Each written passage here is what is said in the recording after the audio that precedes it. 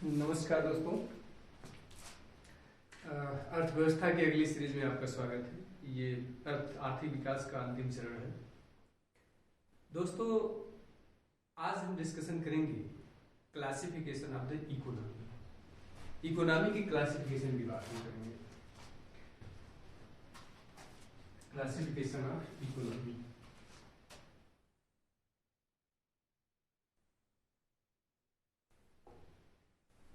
Classification of economy. देखिए, क्या इसका वर्गीकरण, इसको हम 6 भागों में बांटेंगे। एक एक करके सारी चर्चा करेंगे। देखते हैं। सबसे पहला है इसमें, पहला है राज्य या सरकार की भूमिका के आधार पर। राज्य या सरकार की भूमिका के आधार पर।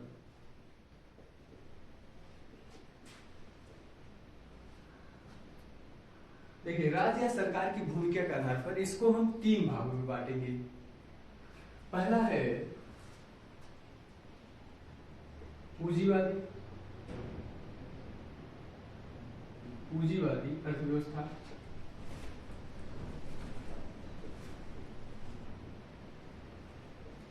दूसरा है समाजवादी।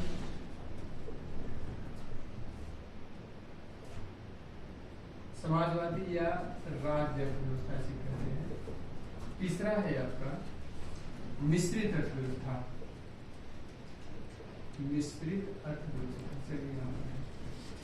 अर्थव्यवस्था। ये 3 प्रकार हो गए। पहला पूंजीवादी अर्थव्यवस्था, दूसरा समाजवादी या राज्य अर्थव्यवस्था, तीसरा मिश्रित अर्थव्यवस्था। दोस्तों, अगर हम पूंजीवाद की बात करें तो पूंजीवादी अर्थव्यवस्था में राज्य का हस्तक्षेप न्यूनतम होता है, जिसमें पूर्णतः नियंत्रण पूंजीवाद में प्राइवेट सेक्टर्स का होता है, निजी क्षेत्र का होता है। इसमें कल्याणकारी कार्य न्यूनतम होता है। इसलिए पूंजीवादी देश प्राय संकट में चले जाते हैं, क्योंकि एक ऐसा तबका जिसके कल्याण की बात नहीं की जाएगी अर्थव्यवस्था में, वह समाज के मुख्य धारा से अलग हो जाएगा, अर्थव्यवस्था के विकास में भूमिका नहीं निभा पाएगा, वह जिसके कारण पूंजीवादी यहाँ पर अनसक्सेसफुल हो जाएगा। इसी के रिएक्शन में वाशिंगटन कॉन्सेंसस हुआ था। वाशिंगटन सहमति हुई थी, जिसमें 10 सुधार की बात की गई है। वो 10 सुधार हम बीजिंग सहमति वाशिंगटन कॉन्सेंसस के वीडियो में मैंने बताया है। यहाँ पर समाजवादी अर्थव्यवस्था, जिसमें राज्य का हस्तक्षेप होता है। राज्य का हस्तक्षेप का मतलब ये होता है जिसमें कल्याणकारी कार्य किए जाते हैं और पूर्णतः नियंत्रण राज्य का होता है, सरकार का होता है, और यह क्षेत्र प्राय यह भी पूर्ण रूप से सक्सेस नहीं होगा। फिर इसके बाद इसी के रिएक्शन आएगा मिश्रित अर्थव्यवस्था। मिश्रित अर्थव्यवस्था में क्या होगा? पूंजीवादी और समाजवादी, मतलब पूंजीवाद और समाजवाद का दोनों का मिश्रित रूप दिखाई देगा। तो ऐसे इसको हम दिखा सकते हैं, कैपिटलिज्म प्लस सोशलिज्म। सोशलिज्म है is equal to mixed economy. Mixed economy, ये मिलाकर के बनेगा मिक्स्ड इकोनॉमी, जिसमें दोनों के लक्षण दिखाई देते हैं। भारत इसका बेस्ट एग्जांपल है। पूंजीवाद में अमेरिका को ले सकते हैं, समाजवाद में रूस को ले सकते हैं, साम्यवाद में चीन को ले सकते हैं, और मिश्रित अर्थव्यवस्था में इंडिया बेस्ट एग्जांपल है। मिश्रित अर्थव्यवस्था अपनाए जाने के पीछे कारण क्या है, इसको हम एक अन्य वीडियो में बताएंगे। ठीक है, उसमें 6-7 पॉइंट है। ओके, तो ये हो गया आपका राज्य या सरकार की भूमिका के आधार पर। ठीक है, राज्य या सरकार की भूमिका के आधार पर। फिर इसके बाद है विकास की विभिन्न अवस्थाओं के आधार पर। विकास की विभिन्न अवस्थाओं के आधार पर, ये देखिए दूसरा, ये पहला हो गया, इसको 6 पार्ट में बांटा जाएगा। दूसरा हो जाएगा आपका विकास की विभिन्न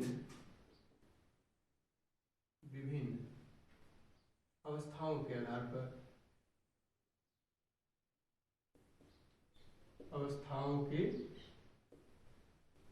आधार पर विकास की विभिन्न अवस्थाओं के आधार पर इसको भी 3 भागों में बांटा जाएगा। पहला है विकसित अर्थव्यवस्था, विकसित अर्थव्यवस्था। दूसरा विकासशील अर्थव्यवस्था, विकासशील अर्थव्यवस्था।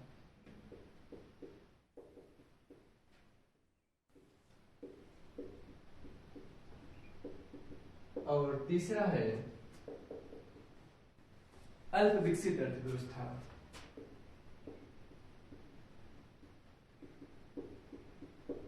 अल्प विकसित अर्थव्यवस्था, अल्प विकसित अर्थव्यवस्था। एक एक कर देखेंगे। विकसित अर्थव्यवस्था किसे कहते हैं वो देखिएगा दोस्तों, इसको नोट कर लीजिए, ठीक है। फिर इसके बाद इसको हम देखते हैं।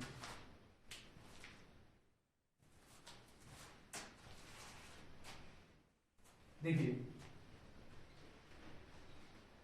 अल्प विकसित अर्थव्यवस्था, पहले विकासशील अर्थव्यवस्था।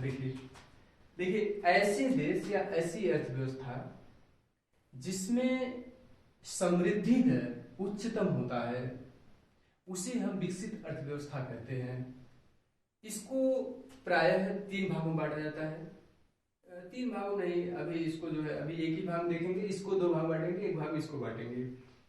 विकसित अर्थव्यवस्था में देखेंगे जो अगर जिस देश की per capita gross national income, per capita gross national income PCGNI, मतलब प्रति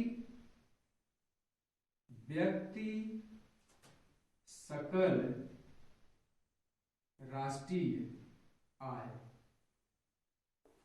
यदि 12,056 डॉलर से अधिक होता है, अगर 12,056 डॉलर से अधिक होता है तो ऐसे देश को क्या कहते हैं? विकसित अर्थव्यवस्था वाला देश कहते हैं। इसकी समृद्धि दर उच्चतम होती है। विकासशील अर्थव्यवस्था किसे कहते हैं? ऐसे देश जिसकी समृद्धि दर उच्चतम प्राप्त करने का प्रयास किया जाता है उसे हम क्या कहते हैं? विकासशील अर्थव्यवस्था कहते हैं। नोट कर लीजिएगा, ऐसे देश जिसकी समृद्धि दर उच्चतम स्तर प्राप्त करने का प्रयास करती है, ऐसे देश को हम विकासशील अर्थव्यवस्था कहते हैं। इसको 2 उपभागों में बांटेंगे। पहला इसमें हो जाएगा आपका निम्न मध्यम आय वाली अर्थव्यवस्था। निम्न मध्यम आय वाली अर्थव्यवस्था।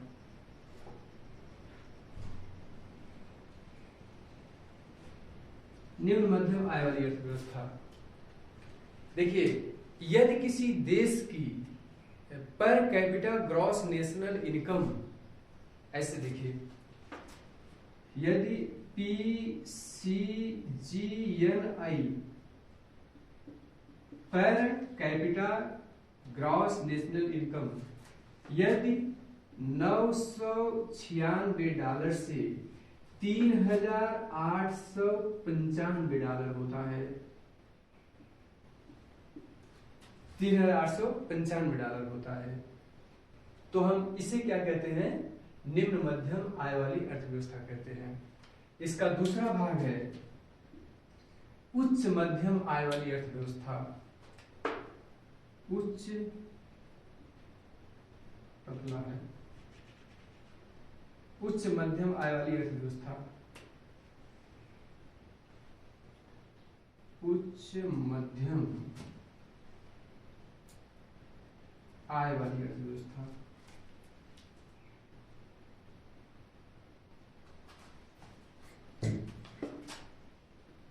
उच्च मध्यम आय वाली अर्थव्यवस्था।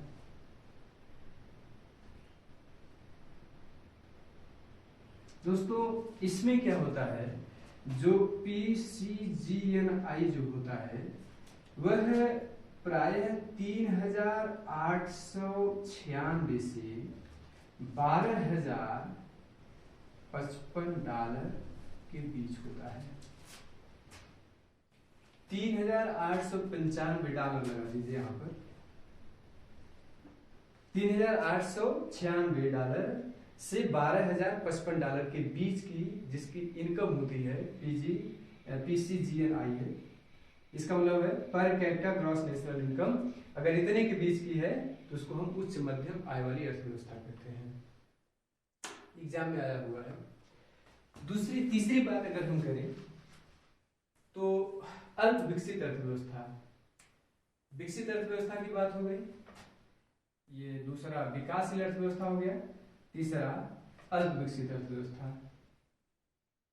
अल्प विकसित अर्थव्यवस्था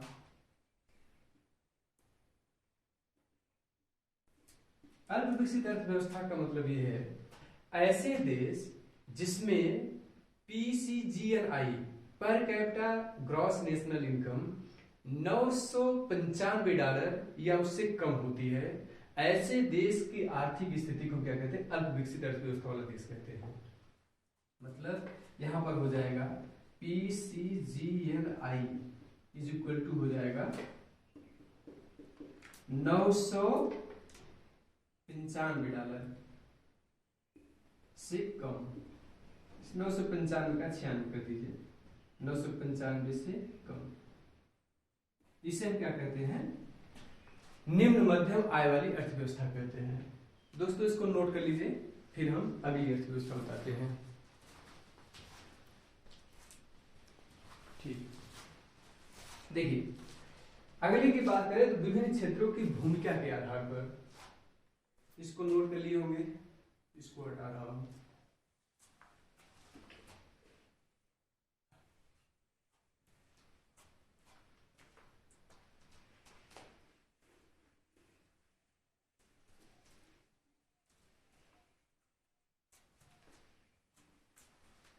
तीसरा है आपका विभिन्न क्षेत्रों की भूमिका के आधार पर। पहला हो गया, दूसरा हो गया, तीसरा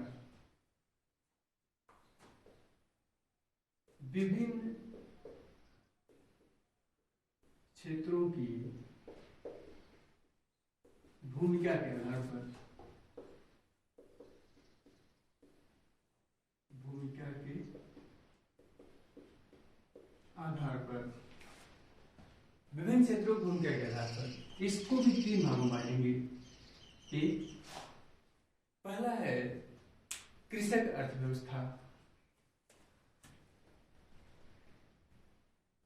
कृषक अर्थव्यवस्था। दूसरा है औद्योगिक अर्थव्यवस्था। औद्योगिक अर्थव्यवस्था। तीसरा है सेवा अर्थव्यवस्था। देखिए कृषक अर्थव्यवस्था, औद्योगिक अर्थव्यवस्था, सेवा क्षेत्र अर्थव्यवस्था। कृषक अर्थव्यवस्था का मतलब ये है ऐसे देश जिसकी कुल जनसंख्या का 50% लोग कृषि पर आश्रित हों, या उसका जो इनकम है 50% कृषक से आता हो, 50% या उससे अधिक। उसी प्रकार इंडस्ट्रियल है, मैन्युफैक्चरिंग क्षेत्र, इसको प्राथमिक, इसको द्वितीयक, इसको तृतीयक क्षेत्र कहते हैं। प्राथमिक क्षेत्र, द्वितीयक क्षेत्र और तृतीयक क्षेत्र। इसमें क्या होता है 50% से अधिक लोग उद्योग पर निर्भर होते हैं। इसमें क्या होता है सेवा क्षेत्र में 50% से अधिक लोग सेवा क्षेत्र से संबद्ध होते हैं। इस प्रकार की अर्थव्यवस्था को हम क्या कहते हैं? हम कृषक अर्थव्यवस्था, औद्योगिक अर्थव्यवस्था और सेवा क्षेत्र अर्थव्यवस्था कहते हैं। तीसरा हो गया। चौथा देखिएगा,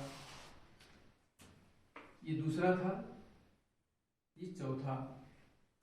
एक एक करके सारा नोट करते चलिएगा। चौथी अर्थव्यवस्था का बात अगर हम करें तो शेष विश्व के साथ अंतर संबंधों के आधार पर, शेष विश्व के साथ अंतर संबंधों के आधार पर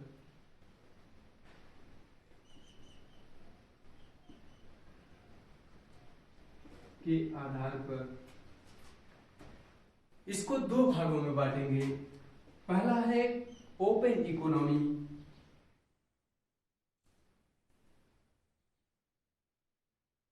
मतलब खुली अर्थव्यवस्था, खुली अर्थव्यवस्था। दूसरा है क्लोज इकोनॉमी,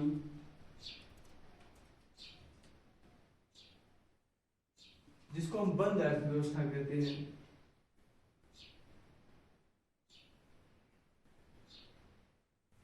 बंद अर्थव्यवस्था। ओपन इकोनॉमी क्या होती है और क्लोज इकोनॉमी क्या होती है, इसको देखिए। ओपन इकोनॉमी का मतलब ये होता है ऐसे देश जिसकी अर्थव्यवस्था पूरे दुनिया के साथ, ठीक है, पूरे दुनिया के साथ, जैसे मान लीजिए अमेरिका हो गया, उत्तरी अमेरिका, दक्षिणी अमेरिका, ये हो गया आपका यूरोप, एशिया, इंडिया, फिर इसके बाद इधर अफ्रीका ले लीजिए, अफ्रीका, इधर ऑस्ट्रेलिया ले लीजिए। यहां पूरे दुनिया के साथ रिलेटेड हो तो इसको हम क्या कहते हैं, ओपन इकोनॉमी कहते हैं। ठीक है, एशिया, यूरोप, अमेरिका, उत्तरी अमेरिका कहते हैं, नॉर्थ अमेरिका, और ये हो गया दक्षिणी अमेरिका, ये हो गया अफ्रीका, और ये हो गया आपका ऑस्ट्रेलिया। पूरे दुनिया से कनेक्टेड हो ऐसी इकोनॉमी हम क्या कहते हैं, ओपन इकोनॉमी कहते हैं। बंद अर्थव्यवस्था मतलब ये होता है ऐसी अर्थव्यवस्था, आप प्राय आज की दुनिया में इसी को फॉलो किया जाता है क्योंकि वैश्वीकरण का युग चल रहा है।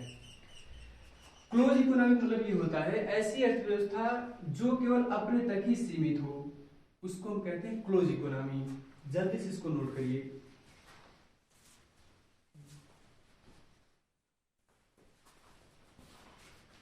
ठीक है, अब देखिएगा, अब हम बात करने जा रहे हैं नियोजन के आधार पर। ये हो गया, ये जो है चार प्रकार हो गया। अब नियोजन के आधार पर अर्थव्यवस्था, इसको हटाने जा रहे हैं। नियोजन के आधार पर पांचवा, नियोजन के आधार पर इसको दो भाग में बांटेंगे, योजनाबद्ध और गैर योजनाबद्ध। योजनाबद्ध क्या होता है वो देखिएगा, योजनाबद्ध, दूसरा गैर योजनाबद्ध।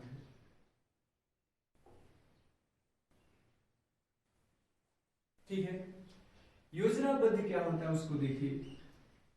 योजनाबद्ध का मतलब ये होता है पहले इसमें क्या होता है, नीति बनाया जाता है, फिर नीति को क्या करते हैं, उस रणनीति नीति को रणनीति में बदलते हैं, फिर इसको क्या कहते हैं, अप्लाई करते हैं।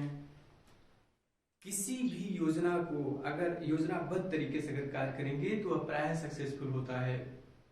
जैसे इंडिया में देखें, इंडिया में योजनाबद्ध तरीके से 1 जनवरी 2015 से पहले जो है हमारे यहाँ एक आयोग था जिसको हम योजना आयोग कहते थे। इसके बाद 1 जनवरी 2015 से लागू हुआ आपका नीति आयोग। नीति आयोग में क्या हुआ वो देखिएगा। नीति आयोग में प्राय परिवर्तन देखा गया। इसमें योजनाबद्ध आर्थिक व्यवस्था की बात कर रहा हूं। योजनाबद्ध मतलब प्लान्ड इकोनॉमी कहते हैं इसको, और प्लान्ड ही होनी चाहिए। हमारे यहाँ 3 प्रकार की योजनाएं चल रही है। पहला है 15 वर्षीय विजन, दूसरा है 7 वर्षीय, ये हम नीति आयोग की बात कर रहे हैं, 7 वर्षीय, इसको कहते हैं स्ट्रेटजी मतलब रणनीति कहते हैं, रणनीति। फिर है आपका तीसरा 3 वर्षीय, ये हो जाएगा आपका एक्शन एजेंडा, एक्शन एजेंडा। इसको हम कहते हैं योजनाबद्ध, मतलब जो एक योजना के तहत चलता हो। दूसरा है गैर योजना। गैर योजना मतलब ये होता है जिसमें किसी प्रकार की कोई पूर्व योजना नहीं होती है, किसी प्रकार की कोई योजना नहीं होती,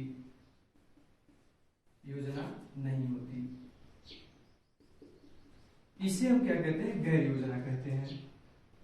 दोस्तों इसको नोट करिए, फिर हम एक लास्ट इकोनॉमी बताते हैं, देखते हैं वीडियो चल रहा है नहीं। ठीक है, अब देखिएगा अगली अर्थव्यवस्था की बात हम कर रहे हैं, वो है निर्भरता के आधार पर। इसको हटा रहे हैं,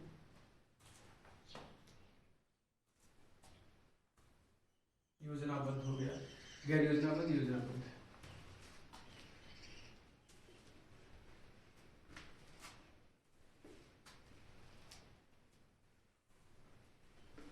देखिए इसके बाद है विभिन्न निर्भरता के आधार पर, छठा लास्ट, निर्भरता के आधार पर। निर्भरता के आधार पर क्या होता है वो देखिए। निर्भरता के आधार पर अर्थव्यवस्था को 3 भागों में बांटेंगे, आत्मनिर्भर,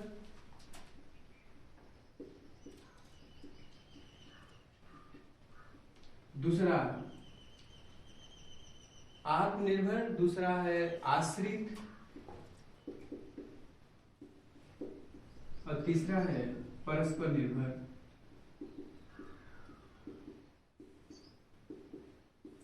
परस्पर निर्भर अर्थव्यवस्था, सब में अर्थव्यवस्था रहेगा।